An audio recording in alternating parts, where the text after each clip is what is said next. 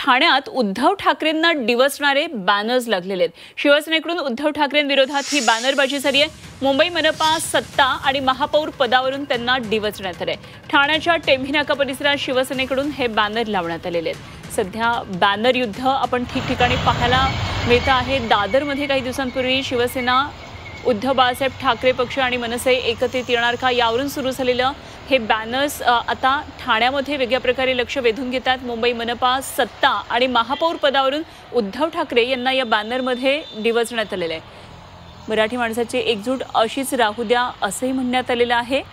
मात्र त्याचबरोबर एक पेटी दाखवली आहे, त्याला कुलूप ठोकण्यात आले आणि सत्तेची खुर्ची दाखवण्यात आली। अशा प्रकारे उद्धव ठाकरे यांना डिवचण्यात आलेले आहेत। तर शुभम कोळी आमचे प्रतिनिधी ठाण्यामधून आपल्याबरोबर आहेत। आणखी या संदर्भातले तपशील जाणून घेऊया। शुभम, ठाण्यामध्ये अशा प्रकारे बॅनर लागलेले आहेत आणि या बॅनरमधल्या व्यंगचित्रातून उद्धव ठाकरे यांना डिवचण्यात आल्याचं दिसतंय। काय नेमके बॅनर्स सांगतात?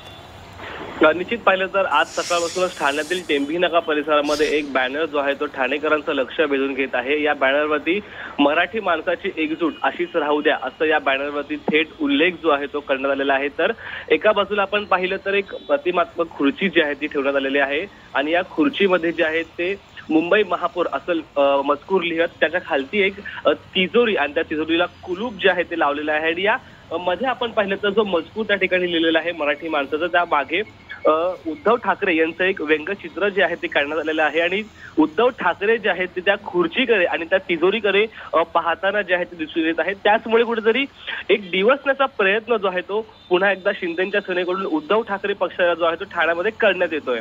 ठीक, धन्यवाद शुभम, दिलेल्या या माहितीसाठी। शुभम कोळी आमचे प्रतिनिधी आपल्याबरोबर होते।